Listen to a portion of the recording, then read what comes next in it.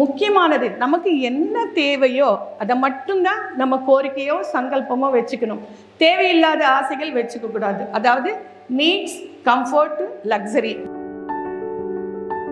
நம்ம வாயில இருந்து வார்த்தைகள் சுத்தமாக புனிதமாக இருக்கணும். மற்றவங்களை நஷ்டப்படுத்துகிற மாதிரி கஷ்டப்படுத்துகிற மாதிரி இருக்கவே இருக்கக்கூடாது.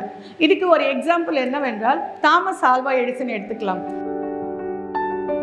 வார்த்தைகள் என்றது அவ்வளவு சுத்தமாக இருக்கணும். இன்னும் பத்ரிஜி என்ன சொல்லியிருக்காங்க என்றால் 3 விதமான வார்த்தைகள் நம்ம பேசுவோமா. சுப வார்த்தைகள் என்றால் நல்ல வார்த்தைகள், அசுப வார்த்தைகள் என்றால் கெட்ட வார்த்தைகள், சத்திய வார்த்தைகள் என்றால் ட்ரூத். அதான் மகான்கள் எல்லாமே அவங்க ட்ரூத்தாக தான் பேசுவாங்க. அவங்க நல்லதும் பேச மாட்டாங்க, கெட்டதும் பேச மாட்டாங்க. ஏன்னா அவங்களுக்கு தெரியும் யாருக்குமே நம்ம நல்லதும் கெட்டதும் பண்ண முடியாது. நம்ம பிரமிட் மாஸ்டர்ஸ் அனைவரும் சத்திய வார்த்தைகள் பேசவங்க தான் சொல்லியிருக்காங்க. ஏனென்றால் நான் குரு, என்கிட்ட தான் நீ வரணும், நான் சொன்னது தான் நீங்கள் செய்யணும் என்று எந்த பிரமிட் மாஸ்டரும் சொல்லலை இல்லையா. நாம் என்ன கற்றுக்கிட்டோமோ அதுதான் சொல்லிட்டு இருக்கிறோம். இன்னும் ஆசீர்வாதம் என்றது சுத்தமாக கிடையாது, குரு என்றது நம்ம கிடையாது. பத்ரி சார் என்ன சொல்லியிருக்காங்க, அவங்க எவ்வளோ பெரிய மகானு, நாம் அவங்கள குருன்னு சொன்னால் அவங்க ஒத்துக்க மாட்டேன்றாங்க. நாம் செய்கிற வேலைகள் எப்போவுமே சுப கர்மாக்கள், நல்ல வேலைகள் தான் பண்ணணும், கெட்ட வேலைகள் பண்ணக்கூடாது. மற்றவங்களை மோசப்படுத்தி மற்றவங்களை அவமானப்படுத்தி கஷ்டப்படுத்துகிற வேலைகள் நம்ம எதுவுமே பண்ணக்கூடாது. அடுத்தது 5வது என்னவென்றால்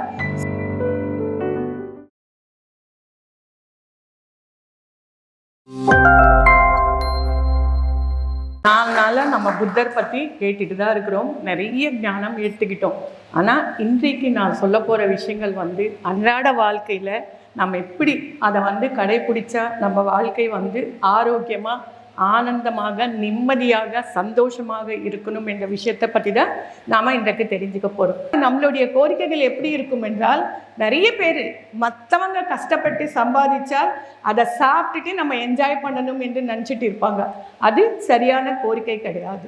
மண்டோதரி எவ்வளவோ சொல்லுவாங்க, இத்தனை பேர் நாங்கள் இருக்கிறோம், உங்களை சேவை செய்யறது பாக்கியம் என்று நினச்சிட்டு இருக்கிறோம், எங்களெல்லாம் விட்டு அந்த சீதையை தூக்கிட்டு வர்றது தப்பு, அதாவது மற்றவங்களோட மனைவியை கூட்டிட்டு வர்றது தப்பு, நீ இது செய்யக்கூடாது, இது சரியான கோரிக்கை கிடையாது, நீ அழிவுக்கு காரணமாவான்னு சொல்லிட்டு மண்டோதரி சொல்லுவாங்க. ஆனாலும் அவங்க கேட்கல. நம்மளுடைய கோரிக்கைகள் சரியாக இருக்கணும். எப்படி இருக்கணும் கோரிக்கைகள்? எக்ஸாம்பிள் இப்போ பாருங்கள், தியானம். ஸோ நான் தியானம் பண்ணணும், பிரமிடில் உட்காந்துட்டு தியானம் பண்ணணும், வெஜிடேரியன் ரேலிஸ் பண்ணணும், எல்லோருக்குமே தியானம் சொல்லி கொடுக்கணும், புக்ஸு படிக்கணும், இந்த மாதிரி கோரிக்கைகள் இருக்கணும். நம்ம கோரிக்கைகள் எப்பவுமே யூனிவர்ஸோட சேர்ந்து இருந்தோம் என்றால் அது கண்டிப்பாக 100% சரியான கோரிக்கைகள். கோரிக்கைகள் என்றது எப்பவுமே கரெக்டாக இருக்கணும். இதுதான் பகவத்கீதையில் ஞானாக்னி தக்த கர்மானம் என்று சொல்லியிருக்காங்க. அதாவது ஞானத்தினால கர்மாக்கள் தக்தமாகும் என்றது நம்ம பிரமிட் மாஸ்டர்ஸ்க்கு எல்லோருக்குமே தெரியும்.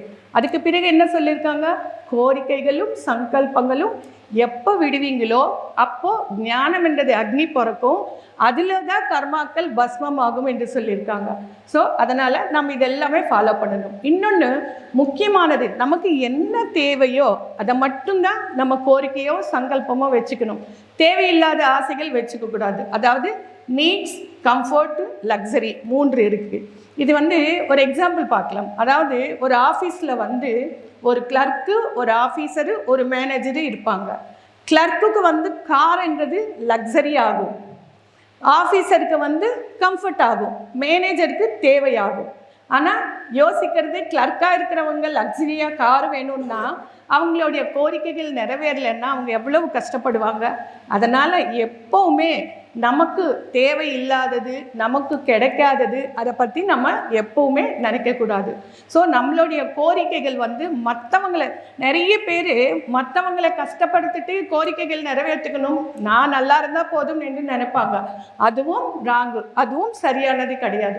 சின்ன சின்ன விஷயங்கள் தான். புத்தர் சொன்னது பெரிய விஷயங்கள், நம்ம பெரிய கஷ்டப்படுறது, அவங்கெல்லாம் எவ்வளவோ கஷ்டப்பட்டு இருக்காங்க. ஆனால் நமக்கு அன்றாட வாழ்க்கையில் எப்படி வாழணும் என்றது எவ்வளவு எளிமையாக ஈஸியாக சொல்லியிருக்காங்க பாருங்க. கோரிக்கைகள் எப்பவுமே அளவோடு இருக்கணும், சரியாக இருக்கணும், தேவையில்லாத கோரிக்கைகள் இருக்கக்கூடாது. அடுத்தது 3வது சரியான வார்த்தைகள், அதாவது ரைட் வேர்ட்ஸ். நம்ம வாயிலிருந்து வார்த்தைகள் சுத்தமாக புனிதமாக இருக்கணும். மற்றவங்களை நஷ்டப்படுத்துகிற மாதிரி கஷ்டப்படுத்துகிற மாதிரி இருக்கவே இருக்கக்கூடாது. இதுக்கு ஒரு எக்ஸாம்பிள் என்னவென்றால் தாமஸ் ஆல்வா எடிசன் எடுத்துக்கலாம். அவங்க ஒரு வாட்டி டீச்சர் அவங்களுக்கு ஒரு லெட்டர் எழுதிட்டு அம்மா கிட்ட கொடுன்னு சொல்லி கொடுப்பாங்க. அம்மா அந்த லெட்டர் படிப்பாங்க. அதில் என்ன இருக்குது என்றால், உங்கள் பையன் புத்திசாலி இல்லை, அவன் முட்டாளாக இருக்கான், எங்களால் பாடங்கள் சொல்ல முடியாது, அதனால் ஸ்கூல்ல இருந்தே அவங்கள நிப்பாட்டினும் சொல்லியிருக்காங்க. ஆனால் அந்த தாய் பாருங்க, அதாவது வார்த்தைகள்னால எவ்வளோ உயர்வான நிலைக்கு போவாங்கன்னு ஒரு எக்ஸாம்பிள். அந்த தாய் என்ன பண்ணுவாங்கன்னா, அதை படிச்சுட்டு என்ன எழுதியிருக்காங்கம்மான்னா, ஒன்றும் இல்லைப்பா, நீ ரொம்ப புத்திசாலியா, உனக்கு பாடம் சொல்ல தகுதி அவங்களுக்கு இல்லையா, அதனால் நீ ஸ்கூலுக்கு போக வேண்டாம் இனிமேன்னு சொல்லுவாங்க. அவங்க எவ்வளோ பெரிய சயின்டிஸ்டாக இருக்காங்க. இப்போ நம்ம பல்பு போட்டுட்டு நம்ம நல்லா பகலாக என்ஜாய் பண்ணிட்டு இருக்கிறோம் என்றால் அந்த தாமஸ் ஆல்வா எடிசன் மூலமாக தான். அதாவது அவங்களுடைய அம்மாவோட வார்த்தைகள் இருக்கிற நிலையிலேருந்து உயர்நிலைக்கு போகிறது மாதிரி பேசியிருக்காங்க. ஸோ அந்த மாதிரி பேசணும். நம்ம பத்ரி சாரி எடுத்துக்கோங்க. அவங்க என்ன சொல்லியிருக்காங்க, இந்த உலகம் முழுவதும் தியானம், எல்லோருமே தியானம் பண்ணணும், தியானம் சொல்லி கொடுக்கணும், வெஜிடேரியன் ராலிங்ஸ் பண்ணணும், நிறைய கிளாஸஸ் சொல்லணும்னு சொல்லியிருக்காங்க. நம்ம எல்லோருமே அது பண்ணிட்டு இருக்கிறோமா இல்லையா? அவங்களுடைய வார்த்தைகள் அவ்வளவு சுத்தமாக யூனிவர்ஸோடு சேர்ந்து இருக்கிறதுனால நாம் எல்லோருமே பண்ணிட்டு இருக்கிறோம். ஸோ அதனால் வார்த்தைகள் என்றது அவ்வளவு சுத்தமாக இருக்கணும். இன்னும் பத்ரிஜி என்ன சொல்லியிருக்காங்க என்றால், 3 விதமான வார்த்தைகள் நம்ம பேசுவோமா. சுப வார்த்தைகள் என்றால் நல்ல வார்த்தைகள், அசுப வார்த்தைகள் என்றால் கெட்ட வார்த்தைகள், சத்திய வார்த்தைகள் என்றால் ட்ரூத்து. அதான் மகான்கள் எல்லாமே அவங்க ட்ரூத்தாக தான் பேசுவாங்க. அவங்க நல்லதும் பேச மாட்டாங்க, கெட்டதும் பேச மாட்டாங்க. ஏன்னா அவங்களுக்கு தெரியும், யாருக்குமே நம்ம நல்லதும் கெட்டதும் பண்ண முடியாது. அவங்க கர்மாக்கள் மூலமாக தான் அவங்க நிலை இருக்கும், தவிர நாம சொல்றதுனால இல்லை. ஸோ அதனால தான் பத்ரி சார் என்ன சொல்லியிருக்காங்க என்றால், நம்ம பிரமிட் மாஸ்டர்ஸ் அனைவரும் சத்திய வார்த்தைகள் பேசவங்க தான் சொல்லியிருக்காங்க. ஏனென்றால், நான் குரு, என்கிட்ட தான் நீ வரணும், நான் சொன்னது தான் நீங்கள் செய்யணும் என்று எந்த பிரமிட் மாஸ்டரும் சொல்லலை இல்லையா? நாம் என்ன கற்றுக்கிட்டோமோ அதுதான் சொல்லிட்டு இருக்கிறோம். இன்னும் ஆசீர்வாதம் என்றது சுத்தமாக கிடையாது, குரு என்றது நாம் கிடையாது. பத்ரி சார் என்ன சொல்லியிருக்காங்க, அவங்க எவ்வளோ பெரிய மகானு, நாம் அவங்கள குருன்னு சொன்னால் அவங்க ஒத்துக்க மாட்டேன்றாங்க. அப்போது நாமெல்லாம் என்ன மாத்திரம், அதாவது அவங்கவுங்க மூச்சு அவங்க குருவோ என்றது நமக்கு அனைவருக்கும் தெரியும். அதனால் நம்ம யாருக்கும் ஆசீர்வாதங்களும் பண்ண மாட்டோம், எதுவுமே செய்ய மாட்டோம், சத்திய வார்த்தைகள் தான் பேசுவோம். கர்மாக்கள் சுப கர்மாக்கள் தான் இருக்கணுமே தவிர கெட்ட கர்மாக்கள் இருக்கக்கூடாது. நாம் பண்ணுற வேலைகள் நமக்கும் யூஸ் ஆகணும், மற்றவங்களுக்கும் யூஸ் ஆகணும், அந்த மாதிரி இருக்கணும். சமபாவ நிலையில் இருக்கணும், யோக நிலையில் இருக்கணும். அதாவது யோக நிலையில் இருக்கணும் என்றால், இப்போ நம்ம ஏதாவது ஒரு வேலை பண்ணுவோம், அது சக்ஸஸ் ஆகலாம், ஆகாமல் போகலாம். ஆனால் நம்மளுடைய ரியாக்ஷன் எதுவுமே இருக்கக்கூடாது. இப்போ சமையல் பண்ணுவோம், அதை சாப்பிட்டுட்டு எல்லாருமே பாராட்டணும் என்று எதிர்பார்க்கறது கூட தவறுதான்.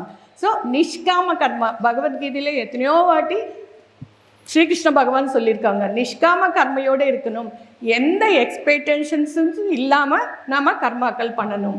இப்போ நம்ம யாருக்காவது உதவி பண்ணியிருப்போம், அவங்க நம்ம கூட பேசலான்னா உடனே என்ன நினைப்போம், பாரு அவங்களுக்கு தேவை இருக்கும்போது நம்மக்கிட்ட பேசினாங்க, இப்போ நம்ம அவங்களுக்கு கண்ணுக்கு தெரியல என்று எக்ஸ்பெக்டேஷன் பண்ணுவோமா இல்லையா? கண்டிப்பாக.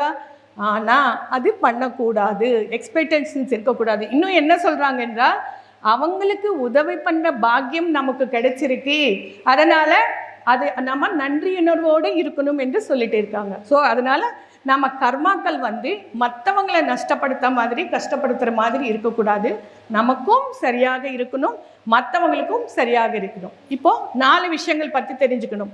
ஃபஸ்ட்டு சரியான கண்ணோட்டம், நம்மளுடைய கண்ணோட்டம் சரியாக இருந்தால் நம்ம எந்த நிலைக்காவது போகலாம். 2வது டிசைர்ஸ், கோரிக்கைகள் சரியாக இருக்கணும். சரியில்லாத கோரிக்கைகள் இருந்தால் வாழ்க்கையே அழிஞ்சு போயிடும், சரியான கோரிக்கைகள் இருக்கணும். 3வது வார்த்தைகள், இது ரொம்ப ரொம்ப முக்கியமானது. வார்த்தைகள் நம்ம எப்போவுமே பாசிட்டிவாக பேசணும், நெகட்டிவ் என்றது வாயிலே வரக்கூடாது. தியானத்துக்கு முன்னாடி நமக்கு இந்த நெகட்டிவ் பாசிட்டிவ் என்றது சரியாக தெரியாது, ஆனால் தியானத்துக்கு வந்தப்புறம் தான் நம்ம இந்த பாசிட்டிவ் என்றது கேட்குறோம். வீட்டில் யாராவது நெகட்டிவ் பேசினா கூட உடனே பி பாசிட்டிவ் என்று நம்ம வாயிலிருந்து வந்துட்டே இருக்குது. இதெல்லாமே நம்ம பத்ரிஜி தியானத்து மூலமாக தான் இதெல்லாமே நம்ம தெரிஞ்சுட்டு இருக்கிறோம். ஸோ அடுத்தது என்ன? கர்மாக்கள். நாம் செய்கிற வேலைகள் எப்போவுமே சுப கர்மாக்கள், நல்ல வேலைகள் தான் பண்ணணும், கெட்ட வேலைகள் பண்ணக்கூடாது. மற்றவங்களை மோசப்படுத்தி, மற்றவங்களை அவமானப்படுத்தி, கஷ்டப்படுத்துகிற வேலைகள் நம்ம எதுவுமே பண்ணக்கூடாது. அடுத்தது 5வது என்னவென்றால் சம்மா ஜீவோ, அதாவது லிவிங் ஃபுட்டு, அதாவது சரியான வாழ்வாதாரம். சரியான வாழ்வாதாரம் என்றால் என்ன? நாம் வாழ்கிற வாழ்க்கைக்கு கண்டிப்பாக நமக்கு பணம் தேவை. பணம் இல்லை என்றால் நம்ம இந்த பூமியில் வாழ முடியாது. ஏன்னா சில விஷயங்கள் நமக்கு அவசரம் இருக்குது, அந்த அவசரத்துக்காக நம்ம பணம் சம்பாதிச்சே ஆகணும். ஆனால் அந்த பணம் சம்பாதிக்கிறது சரியான வழியிலே நம்ம சம்பாதிச்சு அது சாப்பிட்டோம் என்றால் அது கரெக்டு, இல்லை என்றால் அதோட விளைவுகள் நம்ம சந்திச்சே ஆகணும். ஸோ நிறைய பேர் பாருங்கள், பூஜை பண்ணுவாங்க, தர்மங்கள் பண்ணுவாங்க, அதுக்கப்புறமா